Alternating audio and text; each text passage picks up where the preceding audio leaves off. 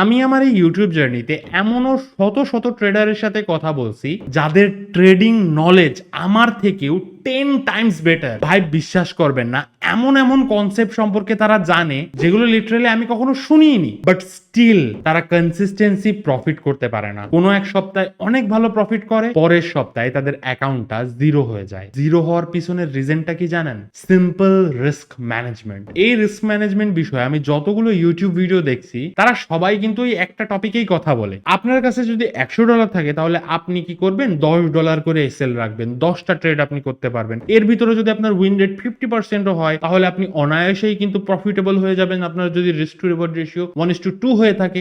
I guess আপনারাও এইসব বিষয় শুনছেন, সবাই এই বিষয়ে জানে, স্টিল কেন তারা প্রফিটেবল হইতে পারে না? আপনার ব্যালেন্স 100, 1000 কিংবা 10,000 যেটাই হোক না কেন, আপনি কোন রিস্ক ম্যানেজমেন্টটা ফলো করলে লং রানে অলওয়েজ প্রফিটেবল থাকবেন, আজকের এই ভিডিওতে আমরা এই বিষয়ে কথা বলবো। তো এই ভিডিওটা অনেক বেশি ইম্পর্টেন্ট, রিকোয়েস্ট থাকবে ভিডিওটা না টেনে দেখতে, এবং যদি আমার চ্যানেলে নতুন হয়ে থাকেন please hit that subscribe button. আর আপনি যদি অলরেডি এই চ্যানেলের একজন মেম্বার হয়ে থাকেন তাহলে একটা লাইক করে কমেন্টে লেখেন নেক্সট ভিডিও আপনি কোন টপিকের উপরে চাচ্ছেন। তো চলেন ভিডিওটা শুরু করি।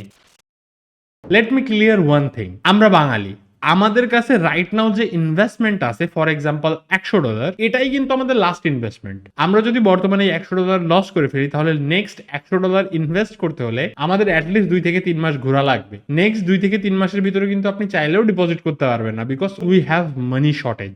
কমেন্টে বলেন যে রিলেট করতে পারতেছেন কিনা কথাটা। এখন যেহেতু আমাদের কাছে করার কিছুই নাই, এই লাস্ট $100 অথবা $1000 যেটাই আছে না কেন, এটাই আমাদের লাস্ট হোপ, তাহলে আমাদের করণীয় কি? এটাকে সার্ভাইভ করায় রাখা। প্রফিট অলওয়েজ সেকেন্ড পজিশনে আসে, আমাদের ফার্স্ট প্রায়োরিটি হচ্ছে নিজের অ্যাকাউন্টকে সার্ভাইভ করায় রাখা। আপনিও যদি এই সেম পজিশনে থেকে থাকেন যে আমার এখন রাইট নাও যদি অ্যাকাউন্ট জিরো হয়ে যায়, নেক্সট ইনভেস্টমেন্টের জন্য আমার অনেক সময় লাগবে, তাহলে তো ভাই এই রুলসগুলো আপনাকে মাস্ট ফলো করতে হবে। রুল নাম্বার 1, কখনোই একটা সিঙ্গেল ট্রেডে 2% থেকে 4%-এর উপরে রিস্ক রাখা যাবে না। এর মানে কি? আপনার ব্যালেন্স যদি হয় $100 তাহলে একটা সিঙ্গেল ট্রেডে আপনার রিস্ক হইতে হবে $2 থেকে $4। আপনার ব্যালেন্স যদি 500 এবং 1000 হয় তাহলে আপনি চাইলে রিস্কটা কমায় আনতে পারেন, 1 to 2% করতে পারেন, তাহলে সার্ভাইভিং চান্স বেড়ে যাবে। আরেকটা বিষয় হচ্ছে ভাই, খিদের আর একটু কমান। রাতারাতি বড়লোক হয়ে যাব, $100 ডিপোজিট করে 2000 বানায় ফেলবো, এমনটা হবে না। কোনো একটা ভালো সপ্তাহে ভালো প্রফিট হইতে পারে, বাট খারাপ সপ্তাহে যেন পুরো অ্যাকাউন্টটা জিরো না হয় এই দিকেও আমাদের খেয়াল রাখতে হবে। রাইট নাও আপনি দেখতে পাচ্ছেন আমার অ্যাকাউন্টে ডেমো ব্যালেন্স রয়েছে $1000 মতো। এখানে আমি কি করব? প্রথমে বাই ক্লিক করব। আমার মনে হচ্ছে এখন বাই হওয়ার পসিবিলিটিস আছে, তো আমি এখানে বাই ক্লিক করব। আমার এসএলটা আমি সিলেক্ট করে ফেললাম। ওকে, এখানে কনসোলিডেট করতেছে। আমার মনে হয় এই সুইংয়ের নিচে অথবা এই সুইংয়ের নিচে এসএল হলে আমার সুবিধা আছে। অ্যান্ড আমার টিপি হবে কোথায়? লাস্ট সুইং হাই, অথবা এই সুইংয়ের হাই পর্যন্ত আমার টিপি হবে। এবার দেখেন আমার যে লট সাইজ, আমার ব্যালেন্স অনুপাতে লট সাইজ কত আছে? লট সাইজ আছে 3 হইলে আমার $7 মতো লস হচ্ছে, $14 মতো প্রফিট হচ্ছে। আমি এখানে আরেকটু বাড়াইতে যাচ্ছি যে না, আমি $20 লস নিব, অথবা যেহেতু আমার ব্যালেন্স হচ্ছে আপনার $1000, সেহেতু আমি চাইলেই $20 লস নিতে পারি, বাট আমি $13 লস নেব, $24 প্রফিট নেব। ওকে, তো আমি এখানে কিন্তু বাই করে দিলাম। এখন কথা হচ্ছে, আপনার ব্যালেন্স যদি হয় $100, সেক্ষেত্রে আপনার তো 0.01 লটের উপর আপনি ট্রেড করতে পারবেন না। তো অবশ্যই 0.01 লটে ট্রেড করবেন, এবং চেষ্টা করবেন যেই ট্রেডে আপনার এসএলটা বড় হচ্ছে, ফর এক্সাম্পল আপনি 0.01 লটে ট্রেড করবেন, আমি এখানে দেখাই দিই, আপনি 0.01 লটে ট্রেড করবেন, ফর এক্সাম্পল আপনি 0.01 লটে ট্রেড করবেন, এবং আপনার যে এসএলটা আছে আপনি চাচ্ছেন এসএলটা এই সুইংয়ের নিচে দিতে। এখন এই সুইংয়ের নিচে দিলে কিন্তু আপনার এসএলটা হয়ে যাচ্ছে $10, তাহলে আপনার এখানে উচিত ট্রেডটা না নেওয়া। ঠিক আছে, আপনাকে আরও অপেক্ষা করা উচিত, অথবা এই ট্রেডটাকে স্কিপ করা উচিত। এই জিনিসটা অনেকেই করে না, যে ওই ইটস ওকে, আমার অ্যানালাইসিস হয়েছে, আমি নিলাম একটা ট্রেড, $10 এসএল দিলাম, বাট উচিত না ভাই। আপনার এসএলটাকে এনিহাও শর্টেজ করতে হবে। ফর এক্সাম্পল আমি যদি এই জায়গাটায় এসএল রাখি তাহলে $3 এসএল হচ্ছে, তাহলে এটা অনেক আইডিয়াল না? $100 ব্যালেন্সে $3 এসএল এবং টিপি হইলে আমার কত হচ্ছে? $6 টিপি, $7 টিপি হচ্ছে, অনেক আইডিয়াল। বাই এনি চান্স 2টা থেকে 3টাও যদি এরকম ট্রেড পাই তাহলে আমি কিন্তু ইজিলি প্রফিটেবল হয়ে যাব। আমার এসএল 2বার গেল, 2বার আমার টিপি হলো, বাট স্টিল আমি প্রফিটে থাকবো। প্রথম রুলটা ক্লিয়ার হয়েছে, আপনার ব্যালেন্স অনুপাতে আপনার রিস্ক নিতে হবে। আর রিস্কটা নিবেন কয় পার্সেন্ট?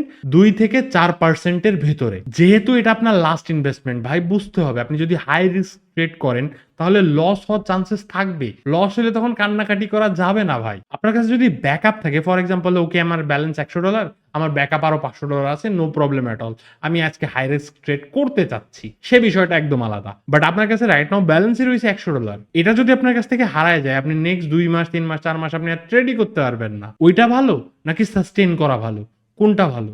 এবার আসেন রুল নাম্বার 2। ফর এক্সাম্পল আমি কিন্তু এখানে একটা ট্রেড নিয়েছি, ঠিক আছে, যেখানে আমার $13 এসএল এবং $25 টিপি রয়েছে, অলরেডি আমি প্রফিটে যাচ্ছি। বাই এনি চান্স ধরেন যে আমি এখান থেকে আমি লসে গেলাম, ঠিক আছে, আমার এখান থেকে লসে চলে আসতেছে মার্কেটটা, তখনই বেশিরভাগ মানুষ তার এসএলটাকে পরিবর্তন করতে থাকে।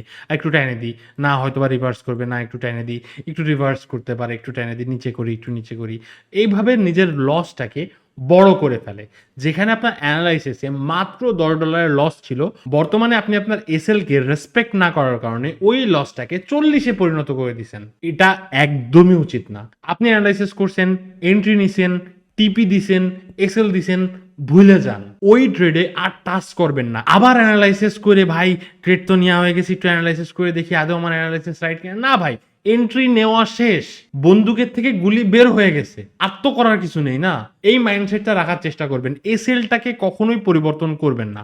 যা আছে এসএল আপনি দিয়েছেন, আমি এসএল দিছি $13 SL, no problem, I respect my decision, আমি এটা চেঞ্জ করব না, এরকম মাইন্ডসেট রাখতে হবে ভাই। এসএলটাকে কখনোই চেঞ্জ করবেন না। এবার আসেন মিস্টেক নাম্বার 3। অনেকে তো সেকেন্ড মিস্টেকটা করেই ফেলে, এটা মাস্ট বি, এটা অলওয়েজ অ্যাভয়েড করতে হবে। মিস্টেক নাম্বার 2, এসএল কে রেসপেক্ট করবেন, এসএল সরাবেন না। অনেকে কি করে, এই এসএলটাকে তো মুভ করায় তার সাথে কি করে আরো এডিশনাল আর একটা ট্রেড নিয়ে বসে, ঠিক আছে। ফর এক্সাম্পল আমার অ্যানালাইসিস এগেন্সে যাচ্ছে, ওকে আমি এসএলটারে টাইনার একটু নিচে দিয়ে দিই, আর আমি এখান থেকে আর একটা ট্রেড নিয়ে নিই, যদি এখান থেকে রিভার্স হয় তাহলে আমি একটা ভালো প্রফিট করতে পারবো।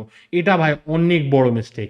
আপনার ব্যালেন্স যদি এটা অ্যাফোর্ড না করতে পারে তাহলে কিন্তু আপনি সার্ভাইভ করতে পারবেন না। ফর এক্সাম্পল আমার ব্যালেন্স $1000, ওকে নো প্রবলেম, এটাতে আমার এসএল যাচ্ছে কত, এটাতে আমার এসএল যাচ্ছে হচ্ছে $21 এসএল, আর এটাতে আমার এসএল যাচ্ছে কত, এটাতে আমার এসএল যাচ্ছে $14-15 এসএল, তাহলে রাউন্ড ফিগার আমার টোটাল এসএলটা কত এসে দাঁড়ালো, $35 এসএল। স্টিল এটা 4%-এর নিচে, নো প্রবলেম অ্যাট অল, এরকম ক্ষেত্রে করা যায়, সমস্যা নেই। বাট আপনি যদি প্রথম ট্রেডে, এই যেখানে আমি 5 সেন্টের ট্রেডটা নিছি, এখানে যদি আপনার এসএল $40 হতো কিংবা $30 হতো, তাহলে কি আপনি এই অ্যাডিশনাল যে এক্সট্রা একটা ট্রেড নিছেন এটা নিতে পারতেন? পারতেন না ভাই, আর নেওয়া উচিতও না, এটাতে লসের চান্সেসই বাড়ে। তাহলে আমাদের যে রুলস 3টা ছিল, এই রুলস 3টা কি কি? নাম্বার 1 রুল হচ্ছে নিজের ব্যালেন্স অনুপাতে আপনাকে রিস্ক নিতে হবে। আপনার ব্যালেন্স যদি হয় $100, তাহলে আপনি $2 থেকে $4 রিস্ক নেবেন পার ট্রেডে। চাইলে আপনি $5 রিস্ক নিন, সমস্যা নেই, কিন্তু ওটাকে যেন বাড়ায়েন না, $20 $15 এত বড় এসএল দিয়েন না। যখন এরকম একটা বড় লস হয়ে যাবে, আপনি রিকভারি মাইন্ডে যাবেন, আপনার ব্যালেন্স জিরো হবে, তো এই কাজটা করা উচিত না। সেকেন্ড নাম্বার রুল হচ্ছে এসএল পরিবর্তন করা যাবে না। আপনি একটা অ্যানালাইসিস করছেন, টিপি দিছেন, এসএল দিছেন, ভুলে যান। থার্ড নাম্বার হচ্ছে অ্যাডিশনাল এক্সট্রা ট্রেড নিবেন না। কখন নিতে পারবেন? যদি আপনার ব্যালেন্স অ্যাফোর্ড করে। ফর এক্সাম্পল আপনার ব্যালেন্স হচ্ছে $1000, আপনি আপনার ফার্স্ট ট্রেডে মাত্র $10 লস নিয়েছেন, পরের আরেকটা ট্রেড নিচ্ছেন যাতে মাত্র $5 লস হচ্ছে, নো প্রবলেম অ্যাট অল। কিন্তু আপনি প্রথম ট্রেডেই $40-50 এসএল দিয়ে ফেলছেন, পরে আরেকটা যদি আপনি ট্রেড নেন তাহলে এটা আপনার রিস্ক বাড়াবে না? তো এই জিনিসটা একদমই উচিত না। তো এই ছিল আজকের মতো ভিডিও। আশা করি আমার এই রিস্ক ম্যানেজমেন্টটা আপনার কাছে ভালো লাগছে। যদি ভালো লাগে তাহলে please hit that subscribe button এবং কমেন্টে বলে যাবেন যে আপনারা কি এভাবে রিস্ক ম্যানেজমেন্ট করেন কিনা। তো আজকের ভিডিওটা আমরা এখানেই শেষ করতেছি। দেখা হবে নেক্সট কোনো ভিডিওতে, নেক্সট কোনো লার্নিং টপিকে। ততক্ষণের জন্য ভালো থাকবেন, সুস্থ থাকবেন, আল্লাহ হাফেজ।